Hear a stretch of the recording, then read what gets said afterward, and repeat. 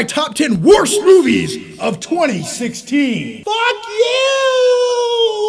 And by the way, if you haven't already, make sure you watch my top 10 best movies. A little bit more positive vibe over on that video. So yeah, if you guys want to watch that video, I'll put the link down below, or stay tuned until after this video and you click the big annotation. Boop. And by the way, very quickly, before we dive into my top 10 worst movies of the year, there's a ton of shitty movies that came out in 2016. But for me personally, I don't go out of my way to watch bad movies that I know are going to be bad. But without further ado, I did watch some shitty movies, so here they go.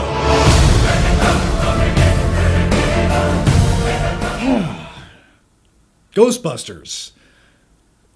Why was this even made? Now, the reason that this movie's on my list is not because I'm a sexist or a bigot.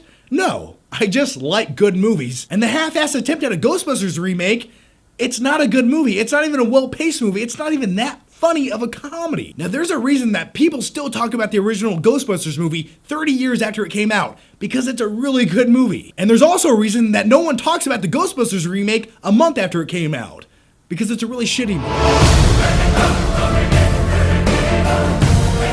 Zoolander II, a disappointing sequel to a funny comedy movie. I love the first Zoolander movie, but the sequel, it just felt like a parody of itself. Now, there is one positive thing I will say about the Zoolander II sequel. The one scene where Mugatu makes a mask of himself out of like paper mache when he escapes prison, that part was funny. But everything else just felt like it was 5 years too late, and the Justin Bieber cameo did not help the movie.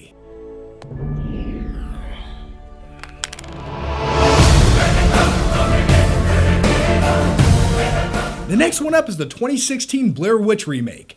I know what you're thinking. You're like, hey John, it's not a remake. I'm gonna say it is a remake. This movie was essentially made for younger audiences who never watched the original version of the Blair Witch. But the entire novelty of found footage films is wearing very thin, and they're really just cash grabs. It's the cheapest way that you can make a movie, and that's the only reason that they do it. And as far as the Blair Witch 2 goes, it's a blatant cash grab. They just wanted to capitalize on the name Blair Witch and just give you a poop shoot movie. There's nothing in this movie that really expands on the Blair Witch. It doesn't try anything new. It doesn't go anyplace different.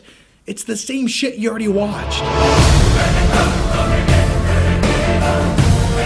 Alice Through the Looking Glass. Now let me give you some backstory on how I watched this movie, and this is the only reason I watched this.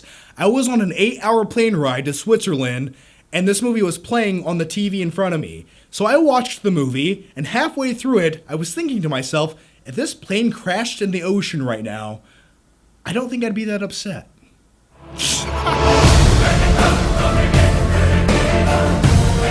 Independence Day 2 Resurgence. Probably one of the biggest letdown sequels of all time, and it really makes you question, why did the director and everyone behind this movie want this sequel so bad? It was 10 years too late, and it really was a shitty movie. Now, I absolutely love the first Independence Day movie. That's one of the best popcorn action films of the 1990s. I gotta call my brother. I gotta call my lawyer. Forget my lawyer. And little things like that and Jeff Goldblum's mannerisms are what made the first Independence Day movie so great. But then you go to the sequel, and it's just this washed out, bland, convoluted movie with Thor's little brother in there. And if you can remember back to the original Independence Day movie where they actually used practical effects to blow up cities, in this movie it's just a nauseating, blurry PS2 graphic where cities are just blowing up and dissolving, and there's, like, it just makes you tired. The next one up is Inferno, starring Tom Hanks, directed by Ron Howard. Great actor, great director. What went wrong? This movie feels like they put no effort into making it. It's very boring. It felt like they shot it with a Sony Handycam in 3 hours. And I don't really love any of the other Da Vinci Code films. I like them, they're okay. At least they felt like they tried, and they get a little bit climactic at times. But in this movie, nothing happens. I honestly feel like Ron Howard and Tom Hanks said, okay, we're gonna make the movie, we'll give you 2 days, just whatever you gotta get done, let's just do it. And that's what happened.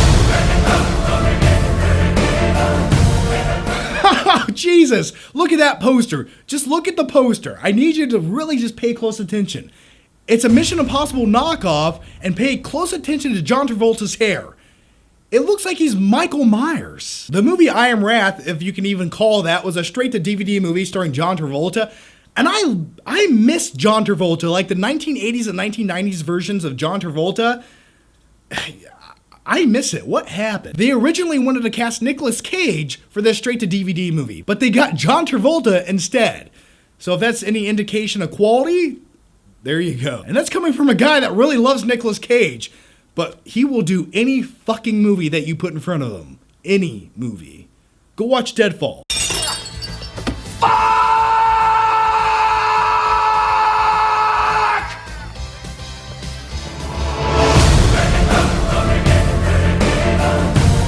I'm gonna keep this one quick and short and to the point. 50 Shades of Black is a big pile of shit. When you make a parody movie of a shitty movie, how good do you think that parody movie can be? Even shittier. Don't even ask me why I watched this movie. I don't want to tell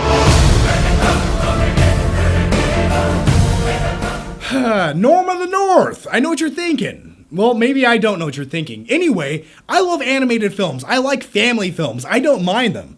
But when you have a movie that feels like it should have came out in 1996 and it should have been one of the first CG attempts ever, because that's what this movie looks like. I really want to give you more substance on why the movie's so bad, but the movie doesn't have any substance to begin with, so it's really a struggle to get there. The best way to summarize this movie is the people behind it said, you know what, let's make some quick money and capitalize off the entire Ice Age series because people like those movies, even though they progressively get worse. It took me 5 days to watch this movie because I could only watch it in 10-minute increments at a time because my eyes wanted to fall out of my head.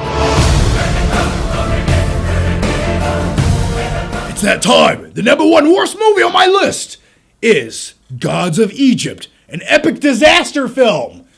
I mean, by disaster, I mean it's a big pile of shit. Where do I even begin with Gods of Egypt? I honestly feel like someone in Hollywood made a bet and they said, I bet you I can make the biggest pile of shit movie ever, and somehow it will get made and people will go see it. And a few people did go see this movie, even though it was a massive flop, it had a huge budget and barely made any money. And it's movies like Gods of Egypt that just make you question Hollywood movie studios. What the fuck were you thinking? Okay guys, so here it goes. We have an Egyptian movie. Yeah, you like that? Okay, but we're gonna have robots, shitty CG, and all the actors that we get, we're casting all white actors, not one Egyptian actor in the movie. We're gonna put shitty wigs on their heads. You guys want to make it? Let's do it. I'm pretty sure that's how the pitch for this movie went down. Now, throughout my top 10 worst, I know I've said this, but there are movies on my list that feel like they were dated as soon as they were made. And what I mean by that is, movies like Gods of Egypt, it feels like that was a movie that should have came out in like 1997. Like, yeah, it wasn't a good movie to begin with, but it just feels like this is a mistake that studios would have made back in 1997. Does anyone else know what I'm talking about? Doesn't it just feel like it has that late 90s vibe to it? The CG looks that way. All right, guys, so those are my top 10 worst movies of 2016. Now, here's my question to you, and let me know down below. Tell me your top 10 worst movies of 2016. And if you haven't already, make sure you go watch my top 10 best movies of all time. Like I said, I'll put a link down below, annotation after the video. As usual, guys, thanks for watching. Leave your thoughts, your opinions down below, and make sure you subscribe. That way, I can see you next time.